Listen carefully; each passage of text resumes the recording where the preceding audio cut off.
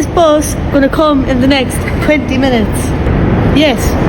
That's right. When I tell you this was the longest 12 hours of my life, I mean it, but you'll see why later. Come with us to travel back to Spain for term 2 of dance college. I headed to the airport at about 7:30 because our flight was at 9:25. Cork Airport was super busy for some reason, so it took me about 40 minutes to get through security with all the queues. But anyways, I made it through and found the girls, and we waited around until our flight started boarding. And boarding was pretty quick, but everything just seemed so chaotic because of the amount of people that were there. Me and Chelsea ended up swapping seats with someone to sit next to each other, so that was great. And then we landed in Barca at around 1 a.m. and we knew we would have to camp in the airport until about 5:20 when the first bus to Sitges was meant to come. We strolled around the airport, got something to eat and found a nice spot on the floor of Barca Airport and chilled there until it was time to head out for the bus, or so we thought. We went out at around 5 in the morning to wait for it, and when I tell you it was absolutely freezing, we couldn't feel our feet or our hands. After waiting for 40 minutes,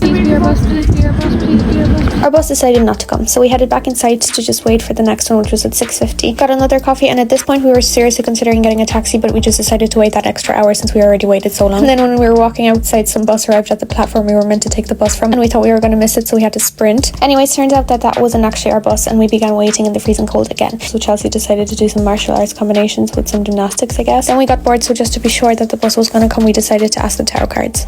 Is this bus gonna come in the next 20 minutes? Yes. That's right. Anyway, you're not going to believe it, but the minute we asked the tarot cards, some random guy came around the corner and gave us these Revolut cards and said if we scan the code, the app will get us some money from Revolut. How true that is, I still don't know, but we took it as a sign from the universe that it was giving us money for a taxi. At this point, we were getting so tired and fed up that we decided to just book the taxi. But turns out we should have just listened to the tarot app, because 20 minutes later, when we ordered the taxi and it pulled up to collect us, the bus decided to also pull up. And at that stage, we couldn't cancel the taxi because we already paid for it. So we were just watching it in silence until we decided to accept it and get into the taxi. Then we finally arrived in Sitges. Hey guys, Nadia is too tired to record, so I'm recording. It is currently 8 in the morning and we just arrived back in Sitges. We ended up arriving home safe and sound, and then I unpacked straight away and went to the shop because we had no groceries, and after that I headed straight to sleep for a full 3 hours because my body decided it doesn't need sleep anyway.